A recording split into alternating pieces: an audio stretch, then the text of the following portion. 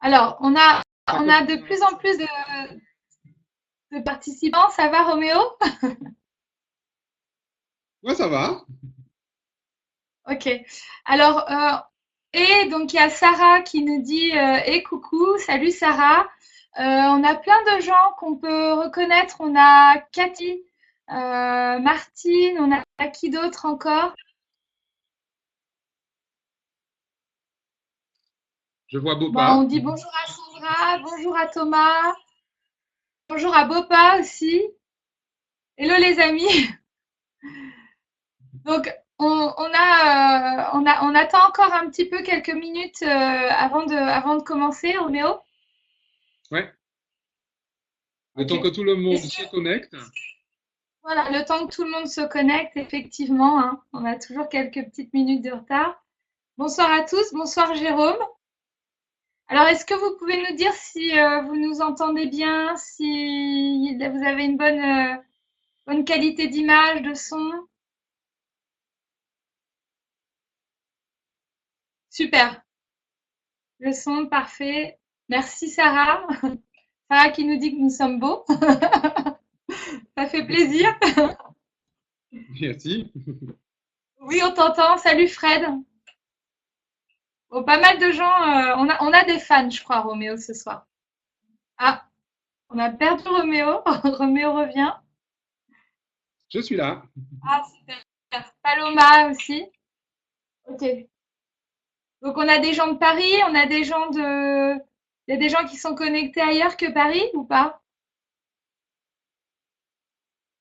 Je vois. On Alors, a- je vois des gens en Martinique, en Belgique. Ok. Luxembourg, Jura. J'ai quelqu'un au Brésil. D'accord. Ok. Bon, bah, on est nombreux en tout cas ce soir. En tout cas, nous, on est basé donc à Paris, en région parisienne. Donc, il fait tellement moche que derrière moi, j'ai mis un palmier avec un soleil là-haut. Enfin, là-haut. Voilà. Donc, Brésil, Ah Auréliane. oui, c'est Oriane. Ok, super. Donc, Roméo, est-ce que tu nous dis quand est-ce que tu souhaites qu'on commence? Est-ce qu'on commence maintenant? On attend encore quelques minutes ou... on a une heure ensemble, donc on va essayer, Champigny aussi, on va essayer d'être concis, on va essayer d'être précis. On veut également vous laisser eh bien, une partie de ces une heure pour répondre à des questions, parce que je suis sûre que vous allez en avoir. Voilà. Donc, on va commencer rapidement. Je me présente rapidement pour ceux qui ne me connaissent pas. Et bien évidemment, ce soir, eh bien, c'est notre expert des relations toxiques, Roméo Cournal, hein, qui va nous parler un petit peu de ce qu'il fait, qu'est-ce qu'une relation toxique, est-ce qu'on a ou pas dans notre vie actuellement, est-ce qu'on est dans des relations toxiques ou pas? Parfois, on ne s'en rend pas compte. Qu'est-ce que des relations toxiques peuvent provoquer? Qu'est-ce que ça fait en fait d'être dans des relations toxiques? Qu'est-ce que ça fait pour la réalisation de soi et pour l'être en général? Voilà, est-ce qu'on enregistre la vidéo? Est-ce qu'on... Ouais, on est sur Rec. Oui, oui, oui, Sarah, merci. Oui, donc cette vidéo, elle sera rediffusée. On la mettra également donc sur les réseaux sociaux, sur Facebook. On pourra également mettre sur notre chaîne YouTube également. Donc voilà, en tout cas, merci beaucoup à vous tous d'être présents, d'être pour la plupart à l'heure au rendez-vous. Ça fait plaisir. Merci aussi à votre énergie et on est tous donc dans la joie. Je me présente en 2 minutes. Donc je suis Céline Joyce Doué. Je suis coach de toute personne qui ressent qu'elle est missionnée et qu'elle veut finalement créer son métier à partir de sa mission. Donc, je vais l'accompagner sur la richesse intérieure, l'alignement de soi, sa mission d'incarnation, pourquoi cette personne est venue ici et qui elle devrait aider. Et également sur modéliser le coach, c'est-à-dire eh bien, comment lancer son business, que ce soit offline et également des petites techniques online. Et en tous les cas, être aligné à qui on est et aider un maximum de personnes possible. Voilà, donc coach de dirigeants et je fais des lectures d'âme pour tous. Donc je vous invite à aller voir la voix de l'âme.fr. J'entends un écho. Je sais pas, donc c'est la voix VOIX. J'ai un écho, Roméo, je sais pas pourquoi. Moi, je t'entends parfaitement. Ok, super. Donc voilà, donc lavoixdel'âme.fr, on reviendra sur ce qu'est la lecture d'âme un peu plus tard et vous poserez également vos questions. Voilà, donc ce soir, il s'agit des relations toxiques, il s'agit de Roméo, donc Cournal, qui va très léger écho effectivement et pas gênant en tout cas. Ok, merci. Donc c'est un peu gênant pour moi, mais c'est pas grave, je vais y arriver quand même. C'est les aléas du direct, on va dire, n'est-ce pas? Voilà. Donc Roméo Cournal dans un premier temps qui va nous dire un peu rapidement qui il est et puis donc qu'est-ce qu'une relation toxique. Roméo qui a d'ailleurs travaillé avec moi en coaching et avec qui on a déjà fait donc une conférence en physique et une conférence aujourd'hui par webinaire et on a une surprise à vous proposer à la fin. Voilà, donc Roméo, on t'écoute. Merci Céline. Alors, je suis Roméo Cournal, pour celles et ceux qui ne me connaissent pas. Je suis coach intuitif spécialisé dans l'harmonie relationnelle.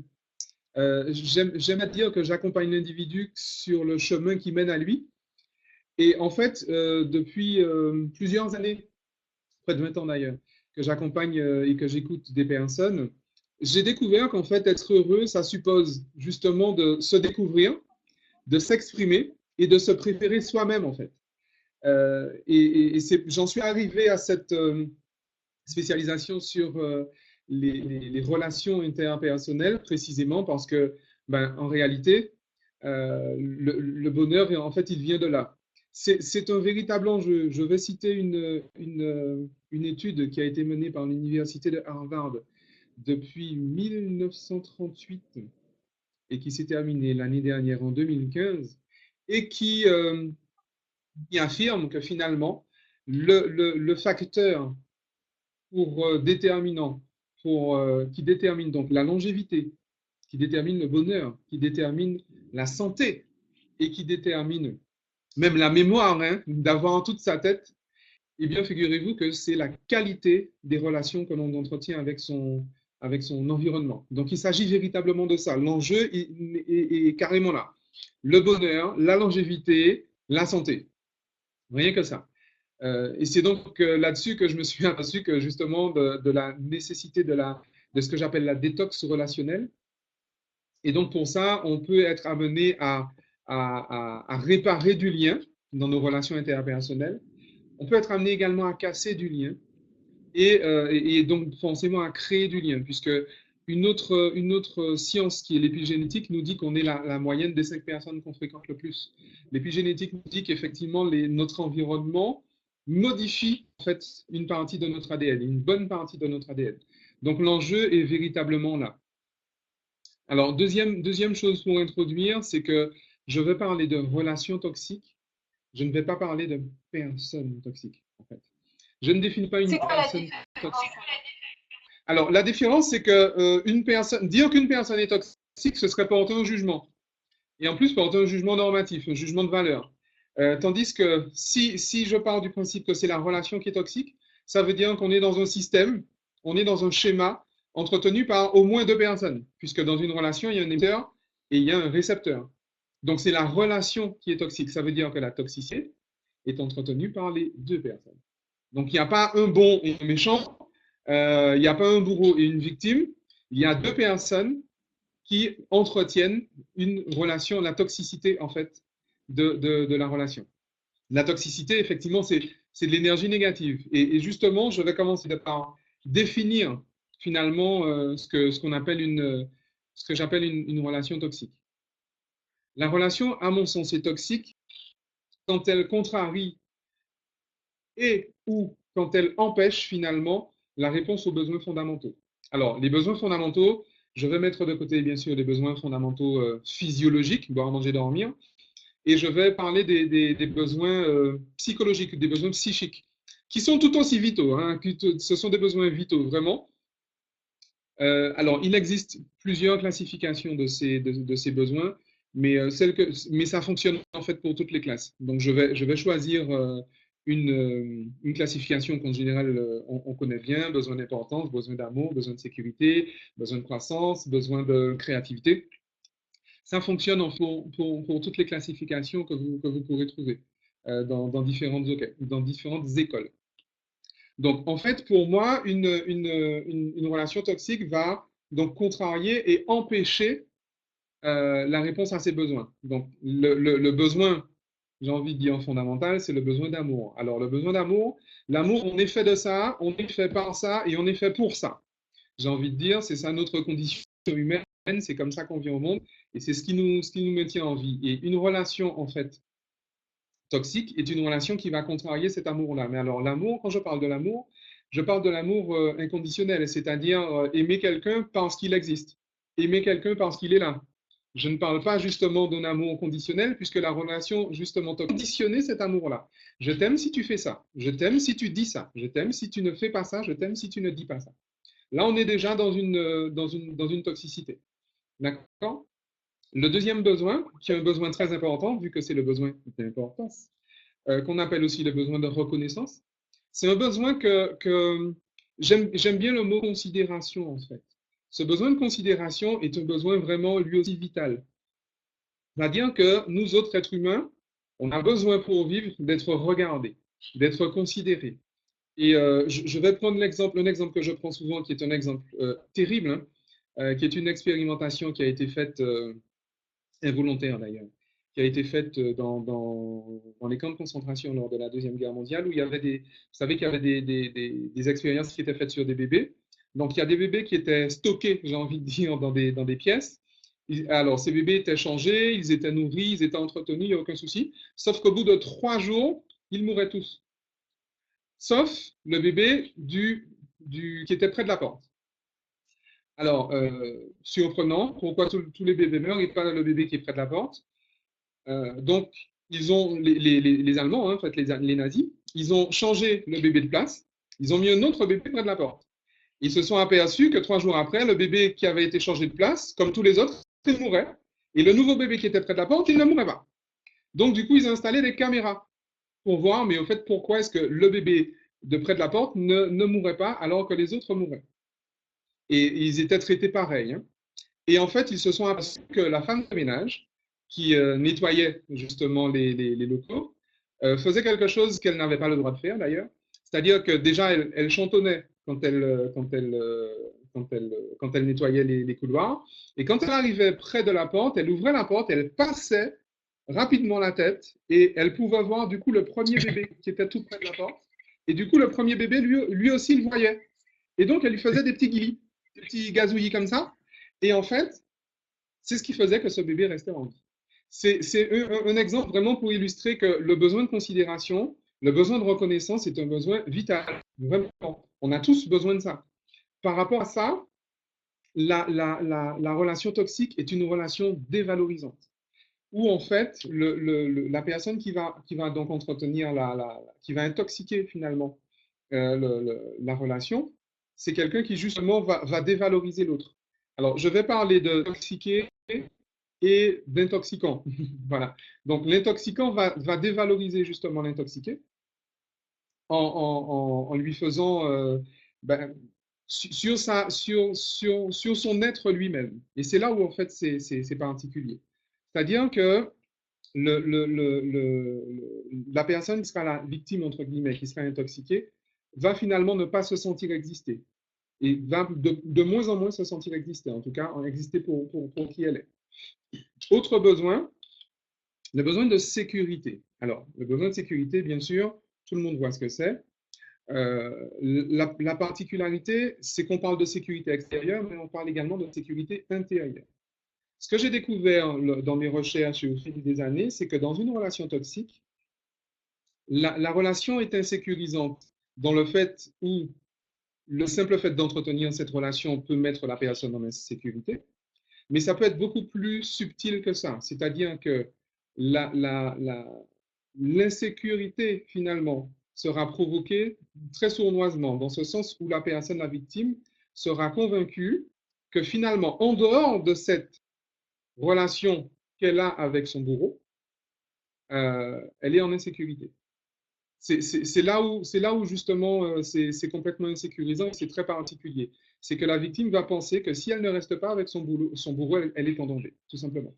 Et alors, c'est ce que font la plupart des manipulateurs, c'est ce que font les pervers narcissiques en particulier. C'est le fameux sans moi tu n'es rien du pervers narcissique. Donc, le fameux besoin de sécurité. Et puis, il y a un autre besoin qui est un besoin de sens. Certains parlent de besoin d'orientation. On veut avoir des repères dans la vie, on veut savoir finalement pourquoi on fait ce qu'on fait. Ce qu'on fait doit avoir du sens. Et en réalité, la relation toxique, c'est une relation où on va imposer à l'autre de faire simplement parce que je t'ai dit de faire. Tu fais parce que je t'ai dit de faire. Point barre. C'est comme ça. Même si tu ne comprends pas, même si tu ne veux pas, comme je t'ai dit de faire, tu fais. Là, on est déjà effectivement dans de la toxicité. Et puis, un dernier besoin que je vais aborder, c'est le besoin le besoin de créativité. Il y en a qui parlent de besoin de contribution et de transcendance. Je vois véritablement ça comme ça. C'est ce besoin qui fait qu'on est tous en vie, en fait.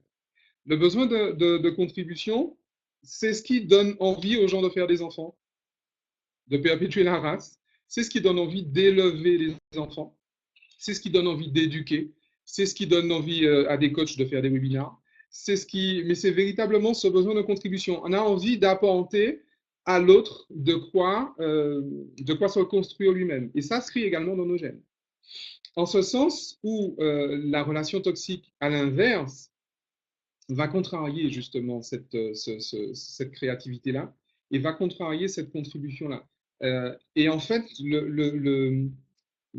l'intoxicant, que ce soit un manipulateur, que ce soit un dominant, que ce soit un pervers, il va aspirer finalement tout ce que sa victime pourrait produire d'énergie qui pourra aider l'autre, qui pourra aider l'autre à se construire. Donc il va tout aspirer en fait.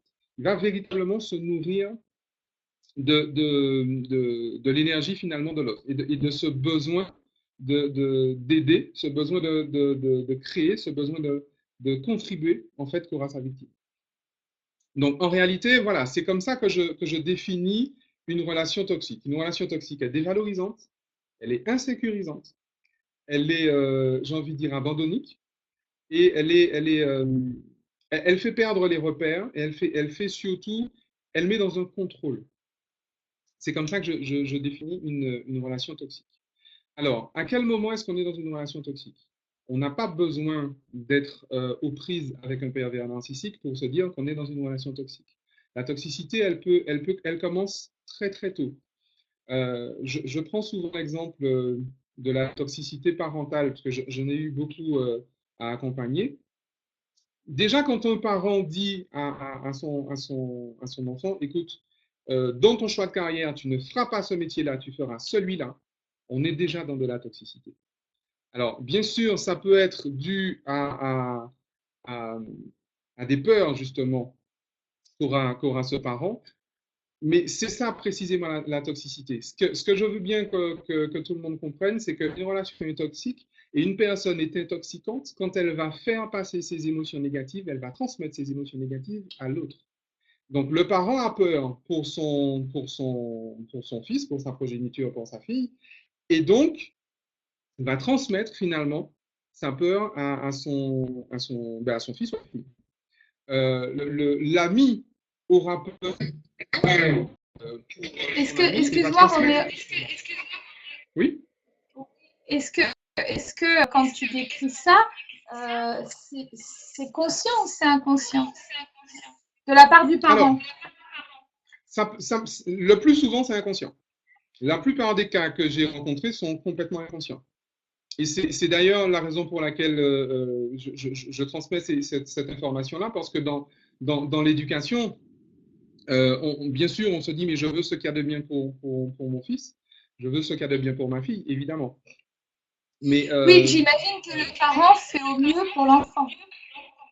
complètement. Et c'est bien pour ça que je ne définis pas et je ne porte aucun jugement normatif précisément sur la personne qui est toxique.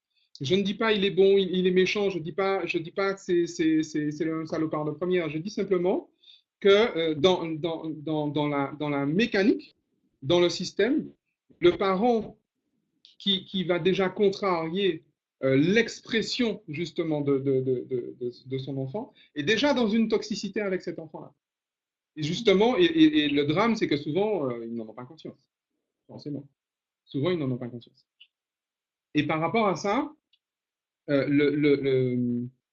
l'éducation, finalement, la définition que je donne de l'éducation, c'est justement mettre en place l'environnement favorable pour que l'enfant s'épanouisse, découvre qui il est, exprime qui il est et préfère qui il est.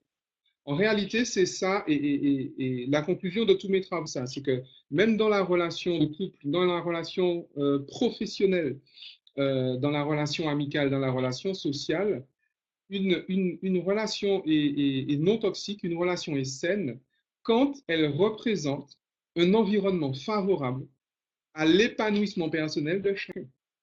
Chacun est libre de devenir qui il veut. Et c'est ça qui fait en fait qu'une relation est saine. C'est ça qui fait qu'on découvre finalement qui on est, qu'on se sent soutenu, qu'on se sent aimé, qu'on se sent sécurisé et qu'on se sent autonome et qu'on se sent autorisé finalement à créer, à transcender. C'est véritablement ça. La relation saine est un environnement favorable. Et c'est là qu'on rejoint d'ailleurs l'épigénétique. Cette observation, en fait, je l'ai faite beaucoup dans le milieu artistique. Alors, c'est vrai que pendant 15 ans, j'ai énormément accompagné des artistes et des personnages et des personnes publiques, particulièrement dans le showbiz et le sport de haut niveau. Et en réalité, je me suis aperçu d'un truc assez particulier. 98% des artistes, et quel que soit leur niveau j'allais dire de célébrité, m'ont raconté la même histoire. Ils m'ont dit, voilà, quand j'étais petit, j'ai dit à maman, je veux être comédien. J'ai dit à maman, j'ai dit à papa, je veux être pianiste, j'ai dit à papa, je veux être maquilleur, je veux être réalisateur de films, etc. Alors, au mieux, on m'a répondu, passe ton bac d'abord. Et au pire, on m'a dit, mais ce n'est pas un métier. Alors, quand on dit ce n'est pas un métier, mais est-ce que c'est pas juste... Oui. Il y a aussi par rapport à ce que nous demande la société, la sécurité dans tout ça aussi.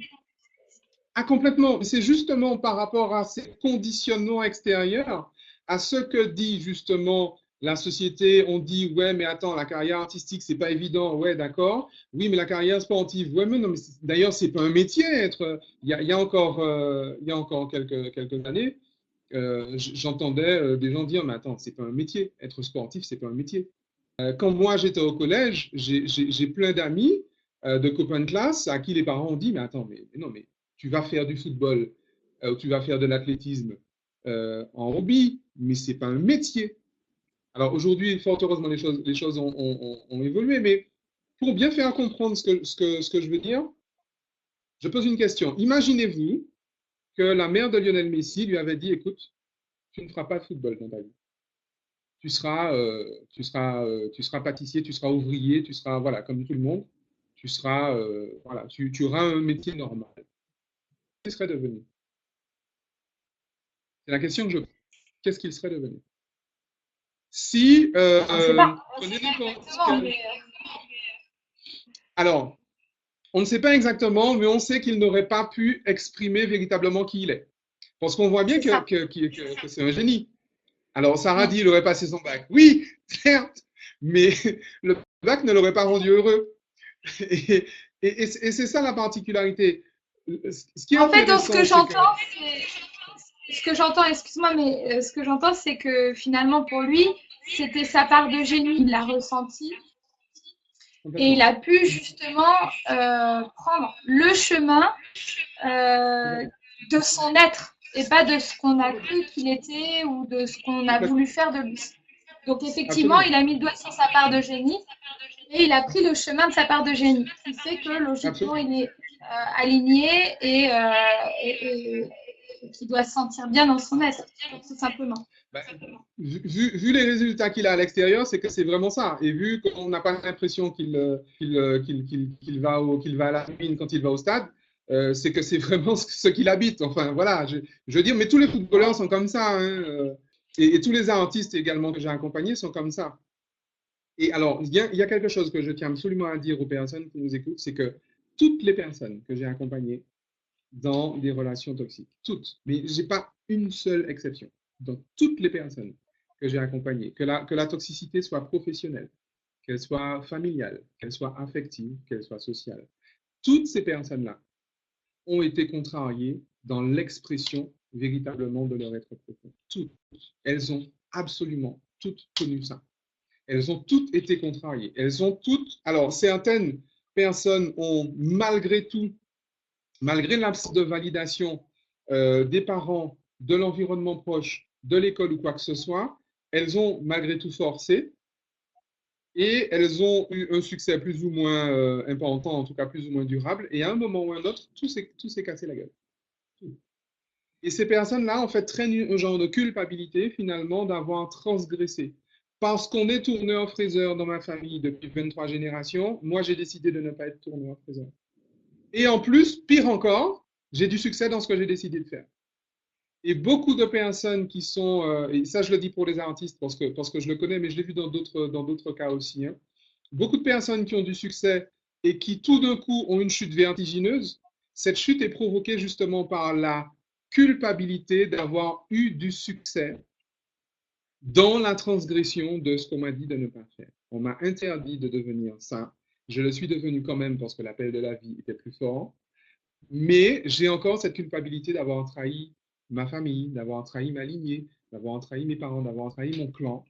Et donc, du coup, Ça le, le, résonne chez le, certaines personnes, apparemment. ça résonne manifestement, effectivement. Je vois les commentaires. Et donc, du coup, l'échec extérieur vient de fait. Alors qu'en réalité, ce sont des personnes qui sont vraiment des génies là-dessus. D'accord? Donc maintenant, comment est-ce qu'on fait pour s'en sortir de ça? euh, Surtout, y a, si je peux y me a, permettre, il y a des gens qui se rendent compte. Roméo, je crois qu'il faut juste cliquer sur le micro, ton micro quand je parle, parce que je crois que c'est pour ça que j'entends un écho. Mais juste en dessous de ton nom, l'audio. Voilà. Voilà, là, je pense que on m'entend ou pas? On m'entend plus, je crois. Ok. Donc, ok, super. Donc là, vous m'entendez? Ok, super. Donc, oui, ce que je voulais dire, c'est justement comment on fait. Moi, j'ai eu des situations de clients où, en fin de compte, après 20 ans, ils ouvrent les yeux et ils se disent, merde, effectivement, je suis avec une personne toxique dans mon couple et plus particulièrement un pervers narcissique. Et je fais tout ce que je peux. Il me dit que ça va pas. Il me dit que il me met du challenge. Il me pousse vers mes limites. Moi, je l'aime. Bien souvent, ces personnes-là et elles s'en rendent compte au bout de 20 ans. Donc, est-ce qu'il y a une plus grosse difficulté ou pas de se séparer d'une personne ou d'un lien toxique, de le casser, plus ou moins les années qu'on a passées justement avec une personne comme ça de son entourage. Voilà. Donc, le micro, ton micro. Ah oui, effectivement, il Voilà. faut penser au micro. Alors, très honnêtement, je ne crois pas. L'expérience m'a montré qu'effectivement, c'est pas forcément lié à ça. Par contre, déjà par rapport à ça, la séparation n'est pas obligatoire. J'ai des cas de personnes, alors j'ai en plus un cas récent où les personnes, finalement, les deux, finalement, sont engagés dans la démarche. Ils se disent, mais oui, mais pourquoi?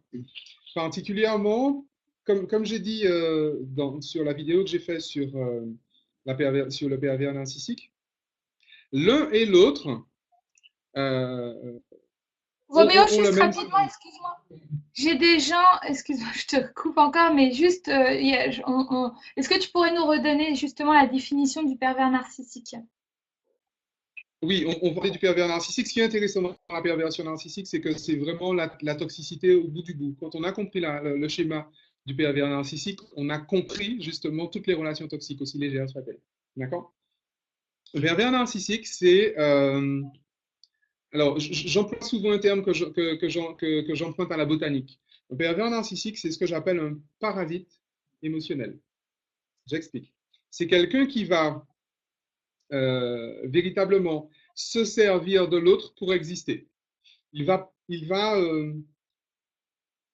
comme précisément la victime du pervers narcissique est est quelqu'un qui se méprend et qui se méprise. C'est quelqu'un qui a décidé de ne pas exprimer, en tout cas de ne pas prendre la responsabilité de qui elle est vraiment, de sa zone de génie.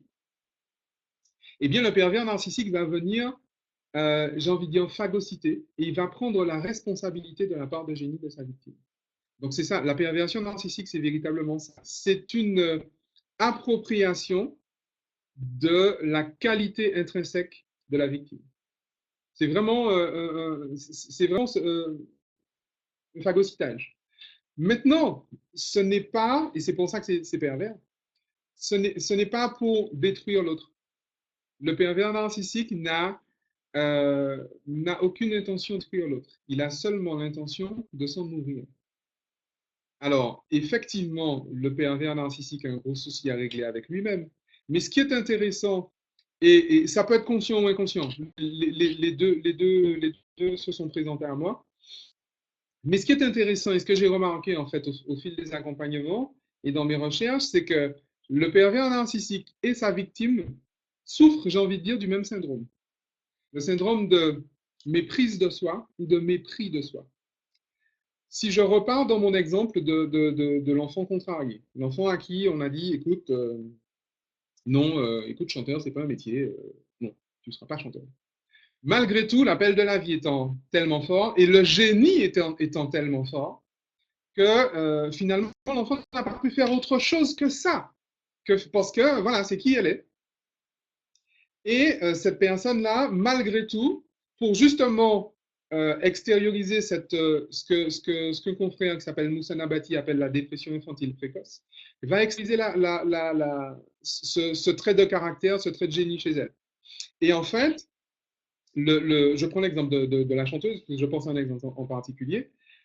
Cette chanteuse-là, elle va rencontrer justement un pervers narcissique qui, lui, a un syndrome de mépris de lui-même. Il a l'impression, en tout cas de méprise, il a l'impression qu'il ne peut exister qu'à travers quelqu'un d'autre. Il a l'impression qu'il n'est pas, que lui-même ne suffit pas, en fait. Et il a besoin de faire valoir. Donc en réalité, c'est là où je dis que ce sont deux névroses qui se rencontrent. Il y a quelqu'un qui ne veut pas assumer sa part de génie, et il y a une autre personne qui a besoin de faire valoir. Et en réalité, les deux, finalement, se répondent l'un à l'autre. Et c'est pour ça que je parle d'un système et d'un schéma complètement dépendant, parce que ça crée justement la dépendance. Alors, justement, ce qu'il y a de particulier, c'est que euh, le pervers narcissique va complètement exacerber le talent de l'autre. Mais complètement. Et c'est pour ça que souvent, par exemple, dans le milieu artistique, ça peut être le producteur, ça peut être un réalisateur, ça peut être un manager, etc., etc. Donc, il va complètement exacerber. Dans le milieu sportif, ça va être l'entraîneur, par exemple, ou ça va être l'agent. Donc, c'est quelqu'un qui va vraiment mettre en valeur le talent de l'autre. Par contre, de l'autre côté, il va assumer l'entière responsabilité de ce talent-là. Et c'est pour ça qu'il va détruire et l'autre dans la considération qu'elle a d'elle-même. C'est-à-dire qu'il va profiter du fait que sa victime va réfuter son génie. Il va profiter de cette faille-là pour justement lui dire, mais tu vois, mais non, mais tu n'es rien. Mais non, mais de toute façon, les gens t'aiment pas. Et puis, non, mais tu n'es pas en sécurité avec les gens parce ils vont vouloir te voler. Mais non, mais tu ne peux pas faire.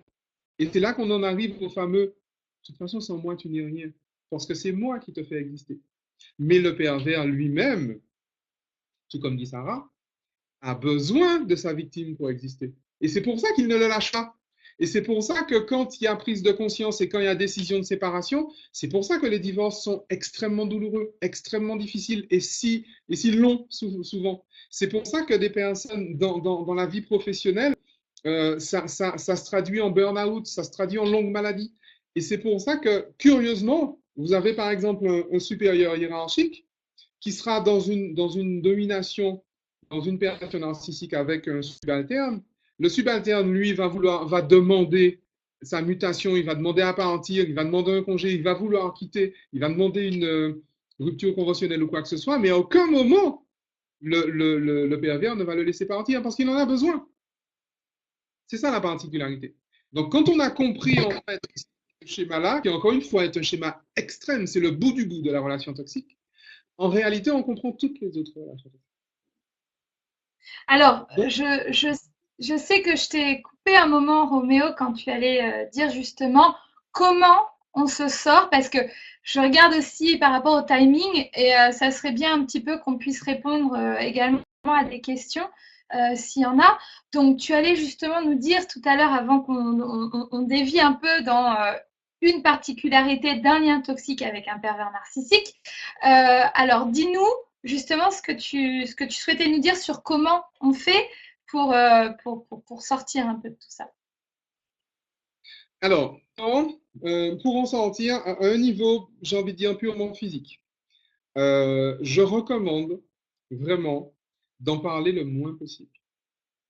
Alors, je sais que quand on vit des situations douloureuses avec ses parents, avec ses supérieurs, avec son conjoint, etc., on a tendance à se répandre auprès des collègues, des amis, des copines et de pleurer des heures au téléphone. Je sais bien. Mais justement, le principe est de se décentrer au maximum de la situation. D'accord? Donc, je recommande, dans une dernière vidéo, je disais que je limite à 3 personnes. Et encore 3, c'est énorme. Le C'est nombre de surtout, personnes à qui c'est on va surtout qu'on dire. devient, c'est surtout qu'on devient toxique si on commence à parler. Complètement. C'est surtout C'est ça. surtout ça. C'est-à-dire que si je raconte ma vie finalement à tous mes collègues, à tous mes, et j'en ai vu, hein, et je pense qu'on a tous vu ça, mais moi-même, je déverse ma poubelle émotionnelle auprès de mes amis, auprès de mes proches, etc. Et finalement, toute ma vie tourne autour de ça. Donc, la première des choses, alors effectivement, Jérôme, il faut bien vider son sac. Mais il faut vider son sac auprès des personnes qui sont qualifiées à ça. On ne vide pas ses poubelles dans la rue, on ne vide pas ses ordures dans la rue, on les vide dans des poubelles. D'accord? Il y a des personnes qui sont à même d'écouter. Ce sont des professionnels. Il y a des thérapeutes, il y a des coachs. Il y en a des centaines, il y en a des milliers. C'est pas ce qui manque. Il y a aussi effectivement des personnes dans votre entourage qui ont cette, euh, cette, euh, cette oreille attentive et bienveillante, justement. Et en plus, alors il existe des structures. Alors j'ai croisé une structure récemment, je crois que c'était à Opéra ou à Saint-Lazare, où un truc un peu comme SOS Amitié, où il y avait des personnes qui écoutaient gratuitement. Vous vous appelez et en fait des personnes sont là pour vous écouter. Il y a des structures qui existent, il y a des associations qui existent. J'en ai moi bénéficié hein, il y a plusieurs années. Il y a des associations, il y a des gens qui font ça sur le bénévolat. Elles sont formées pour, mais elles le font bénévolement. Il existe toujours des situations. Alors, on peut bien sûr en parler à son psy, je ne vais pas m'étendre là-dessus, mais quoi qu'il en soit, la psychologie et l'écoute, ce n'est pas la même chose. D'accord? Donc, il y a de toute évidence des personnes qui s'y connaissent. D'accord? Je suis loin d'être le seul hein, expert en relations toxiques, même si j'ai poussé très loin la recherche, même si j'ai poussé très loin les solutions, mais je suis loin d'être le seul. À l'inverse, si on est soi-même intoxiqué par des personnes qui à chaque fois, il y a des personnes hein, dans votre entourage, à chaque fois qu'elles vous voient, vous dit, tu sais ce qu'il m'a fait encore aujourd'hui, tu sais que, tu sais que, tu sais que, tu sais que, tu sais que, et au bureau, dans la vie professionnelle, on voit ça très souvent.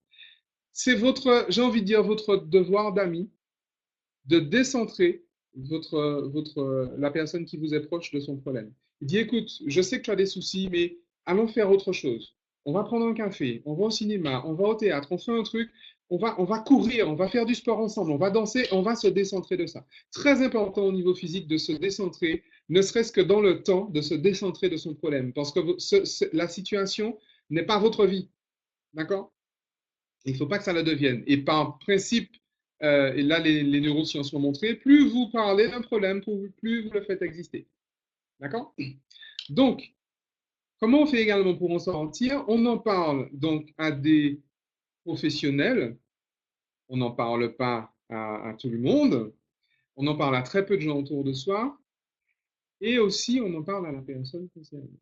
Alors là-dessus, c'est vrai que c'est aussi particulier, mais il est important que la personne qui se sent intoxiquée puisse dire, en général je recommande de l'écrire, à l'autre qu'elle vit un malaise dans sa relation, sans la juger, sans la condamner. C'est pour ça que je recommande de se faire accompagner pour ça. Mais il est important que l'autre soit au courant. Ben tiens, je ne suis pas à l'aise avec ça. Il est important de dire à son parent, écoute, je ne suis pas à l'aise avec ça. Je vis quelque chose qui est pas bien. J'ai envie de faire ça et je suis partagé parce que ça me prend aux tripes. J'ai envie d'être un sportif de haut niveau. J'ai envie d'être un entrepreneur. J'ai envie d'être ça, mais je sens que tu n'es pas d'accord et ça me gêne. J'aurais préféré avoir ton soutien. Et ça, c'est hyper important. Maintenant, à un niveau plus émotionnel, alors tout ça, c'est des choses qu'on verra et encore une fois qu'il vaut mieux voir de qu'on pratique en se faisant accompagner. À un niveau émotionnel, il y a quelque chose auquel on ne peut pas échapper. C'est la notion de pardon. Euh, on ne peut pas échapper à ça. Pourquoi? Parce que le pardon est le premier, est le premier, la première étape du deuil. Et s'il y a relation toxique, voilà une conclusion à laquelle je suis arrivé au bout d'années de recherche là-dessus. S'il y a relation toxique, ça veut dire qu'il y a dépendance. S'il y a dépendance émotionnelle, ça veut dire qu'il y a un deuil non fait qui se perd en quelque part. Obligatoirement. C'est systématique, c'est systémique, j'ai envie de dire.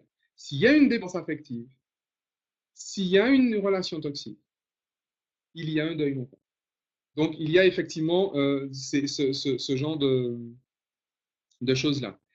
Et par rapport à ça, on est d'accord, on a parlé de séparation. Je sais que souvent, on voit des articles sur comment se débarrasser de, comment se débarrasser de. Il ne s'agit pas de se débarrasser des personnes intoxicantes. Il ne s'agit pas de ça. La séparation pourra venir, hein, encore une fois. C'est pas systématique, mais elle peut être nécessaire. Clairement, s'il y a violence physique ou s'il y a autre chose, la séparation peut être nécessaire. Quelqu'un peut être amené à quitter son travail. Quelqu'un pourra être amené à divorcer. Quelqu'un pourra être amené à rompre les liens avec sa famille. Ça peut arriver, ça arrive. Mais l'objectif n'est pas là. L'objectif n'est pas, on ne fuit pas une relation toxique, on ne se débarrasse pas de quelqu'un qui est toxique. On sort de la relation. C'est pas du tout la même chose. D'accord? Et à partir de ce moment-là, au niveau spirituel, alors là, je crois vraiment, euh, et là, Céline, tu seras beaucoup plus à même que moi de, de nous parler? instruire, j'ai envie de dire là-dessus, c'est que, encore une fois, hein, comme j'ai dit, la relation toxique est une relation qui arrive quand l'un et l'autre n'expriment pas son être profond. Ça veut dire qu'à un moment ou à un autre, je n'ai pas découvert qui je suis. À un moment ou à un autre, je n'assume pas d'être qui je suis. À un moment ou à un autre, je ne peux pas exprimer mon être profond. À un moment ou à un autre, je ne peux pas être authentique avec l'autre. Je ne suis pas libre, je ne suis pas autonome psychiquement avec l'autre. Et ça, à mon sens, c'est une démarche spirituelle. Pourquoi? Parce que euh, je pars du principe, du prédicat de départ, que nous sommes des âmes qui avons des corps. c'est un principe qui est complètement à l'inverse du je suis un être humain qui a une âme. Je n'ai pas une âme, je suis une âme. Donc je suis un esprit, je suis une âme, et du coup, j'ai une mission d'incarnation. J'ai choisi de m'incarner. Alors maintenant, pourquoi j'ai choisi de m'incarner? Très honnêtement, et c'est pour ça que je suis très heureux d'avoir rencontré Céline et de travailler avec elle. Le meilleur moyen, à mon sens, en tout cas le moyen le plus simple, le plus rapide et le moins cher, de découvrir véritablement son authenticité, son être profond, c'est la lecture d'âme.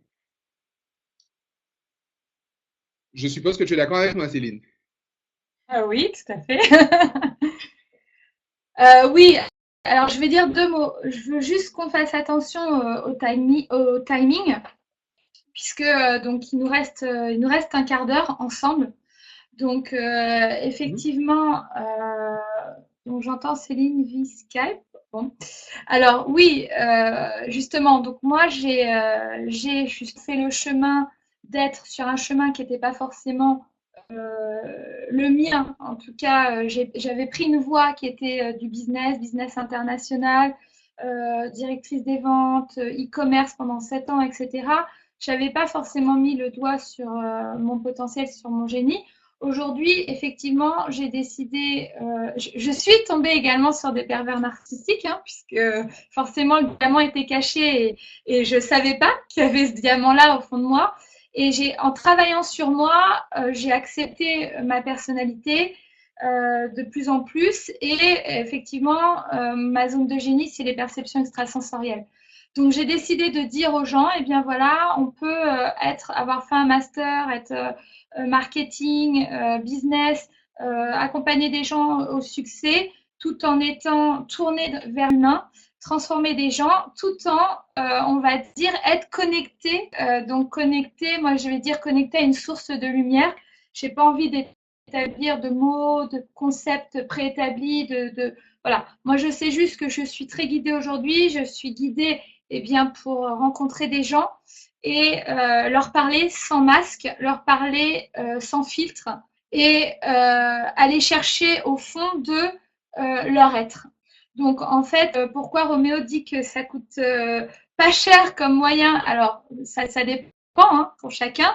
Vous irez voir sur mon site combien ça coûte. On n'est pas là pour ça. Parce que il est clair que quand vous venez me voir, je vais pendant 20 à 30 minutes télécharger de l'information. C'est-à-dire que moi, dans un premier temps, ça va. Je ne veux pas entendre votre mental formuler des questions ou je veux pas vous entendre dire qui vous pensez être, puisque moi, je vais aller chercher justement derrière le mental qui s'est formé, derrière la personnalité que vous avez construite dans votre ego par rapport à la société qui nous entoure, au conditionnement qu'on a eu, je vais aller chercher justement l'être profond.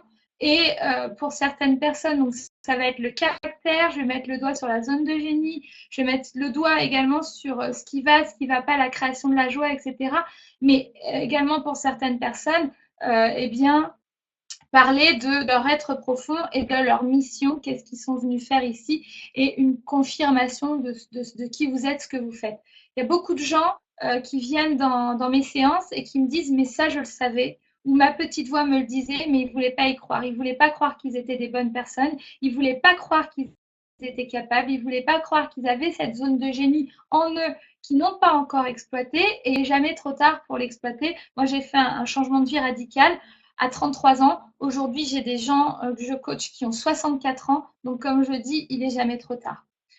Voilà. Donc, effectivement, se connaître, déjà, c'est s'apporter beaucoup.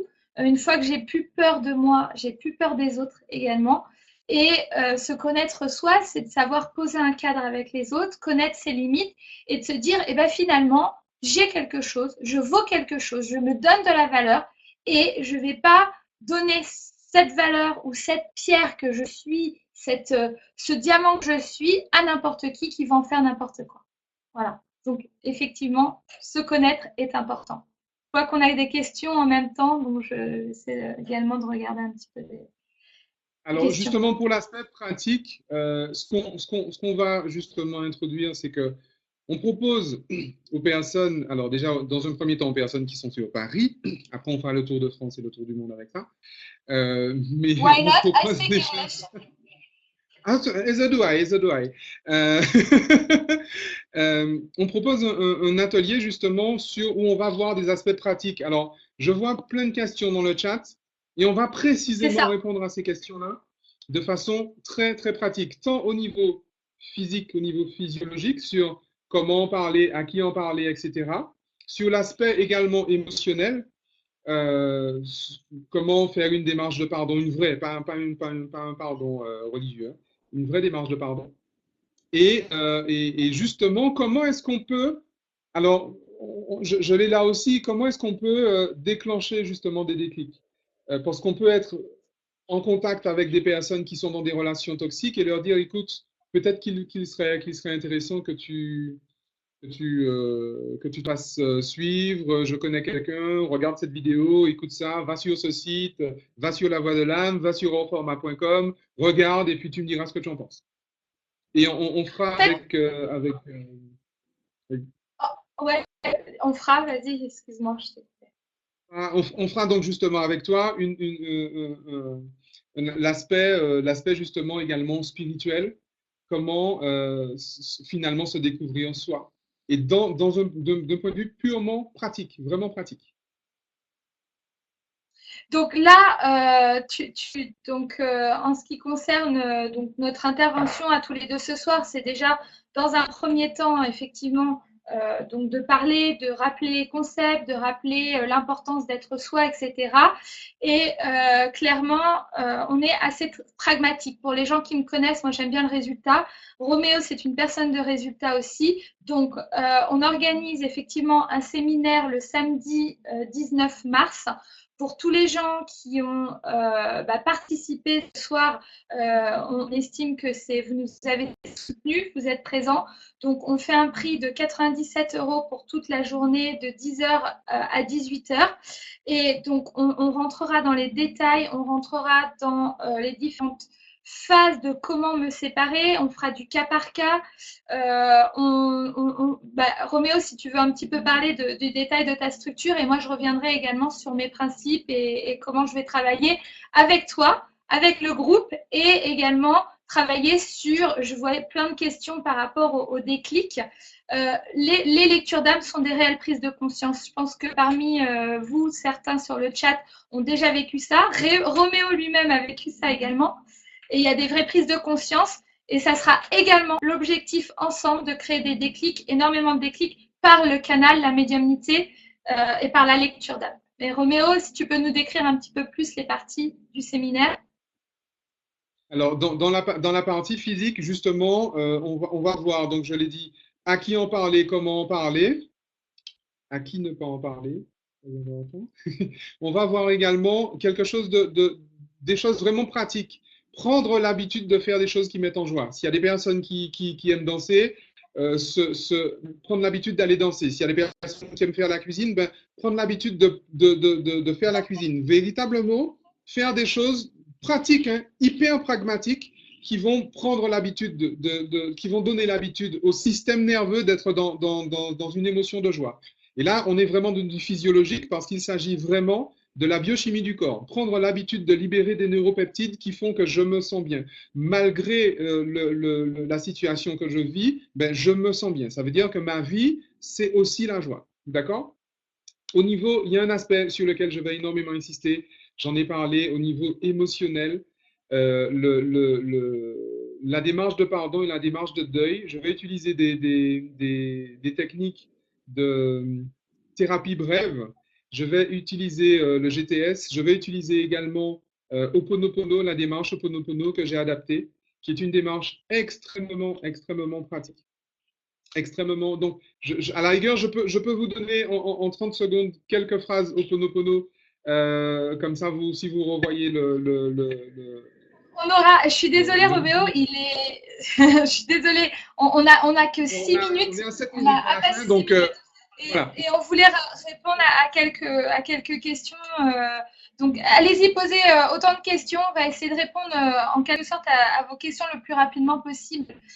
Donc, je pense juste par rapport à cet atelier, tu voulais rajouter quelque chose sur les détails rapidement, si tu peux redonner les bullet points de ton sommaire par rapport à cette journée. Le point de vue physique, le point de vue émotionnel et le point de vue mental, spirituel. Ce sera ça en fait les trois Ok. grandes parties de cette journée. Alors, je mets dans le chat Ok. l'adresse du lien. Oui, voilà, d'accord. Donc ça, sur ce lien-là, on peut s'abonner, on peut s'inscrire, Roméo. On D'accord. peut Ok, s'inscrire pour super. l'atelier du 19. D'accord, ok. Moi, je vais mettre dans le chat également pour les gens qui n'ont pas connaissance de mon site pour les lectures d'âme. Donc la voix de l'âme.fr. Voilà, comme ça, vous pourrez également vous renseigner. Donc rapidement, ça sera pratique. Un peu moins de théorie parce qu'on a parlé beaucoup de théorie là ce soir. On sera plus Ce tourné sera vers hyper l'action. pratique. On sera OK dans la création de mini-groupes, j'imagine, ou de groupes. On travaillera Absolument. tous En fonction ensemble. du nombre de personnes, on va travailler de toute façon sur chacun.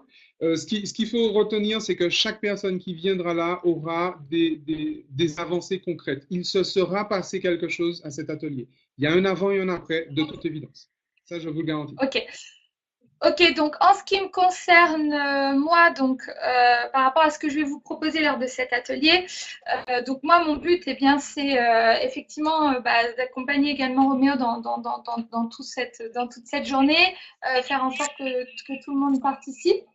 On va également, par atelier, je serai toujours connectée en fait au groupe où je vais recevoir également des informations et des outils de coaching intuitif qui n'existent pas encore, mais qui vont vraiment exister par rapport à votre énergie. Il faut savoir que quand je fais des rencontres, c'est très rare que je programme quelque chose de bien précis parce qu'on ne sait jamais combien il y a de personnes qu'il y a au final, on ne sait jamais si on va le faire en français ou en anglais. Ça m'est déjà arrivé de faire des choses en anglais. Donc, c'est un petit peu comme si je prends votre température énergétique et à partir de là, ma participation, ça sera d'ajouter du contenu à tout ce que Roméo va dire par canal, par médiumnité. Et à la fin de la journée, on fera une expérience tous ensemble que j'ai fait avec certaines personnes qui sont déjà en direct dans ce chat. Donc, on fera un grand cercle. On créera un grand cercle de lumière, un grand cercle d'énergie où je ferai en fait descendre de l'énergie et nettoyage. Donc, en soins énergétiques avec nous tous à la fin, ou en tout cas en dernière partie de tout ça. Et là, j'aurai bien également des messages pour différentes personnes dans le groupe. Donc, vous verrez, c'est assez impressionnant parce que ça va assez vite. Mais voilà, donc notre focus, ça serait les relations toxiques dans un premier temps. On n'a pas énormément de temps ce soir, on a 1 heure pour nous. Malheureusement, on aurait aimé répondre à beaucoup plus de questions. Vous pouvez nous laisser des questions sur Facebook, dans les commentaires. On fera un maximum pour vous répondre. S'il le faut et qu'on a trop de questions, eh bien, on refera un webinaire tous les deux.